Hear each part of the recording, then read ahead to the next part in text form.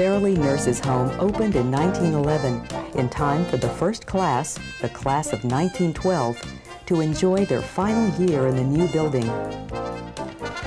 Fairleigh Hall was a beautiful building. It was all brick and covered with ivy and vines, and looked like a sorority house or fraternity house on a college campus.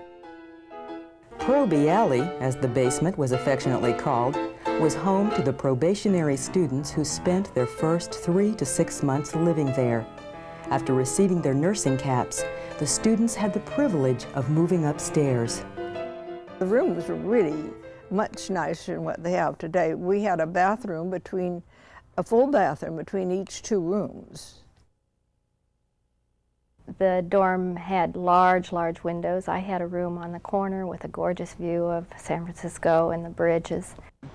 Fairleigh Hall was called the dungeon in those days. It was a dark old building, and there were 4 students to a room.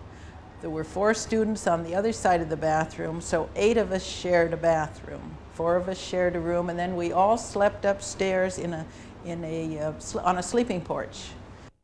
I remember when we all slept in a screened-in sleeping porch on the top floor of the nurses' home. On cold nights, the fog would come swirling in over our beds as well as the wind and rain. We had bed check every night at 10 o'clock, and one of the nurses came around with a flashlight checking each bed to be sure that we were in our proper spot at 10 o'clock, and there were quite a few beds that had pillows under the blankets, supposedly students, while they were out someplace, and then they came sneaking back in the windows at midnight or 1 o'clock or whatever. I think we worked so hard that we were really tired, and no, we didn't have any problem sleeping. In the 1920s, life for the student got a bit easier. Hours spent working in the hospital were reduced to only 8 per day, 7 days a week. Then in 1927, they were given 1 day off a week. The role of the nurse in this era was also quite different. Well, you had to walk behind the doctors, let them precede you, and they had a lot of respect. One thing, you know, we could not give IVs.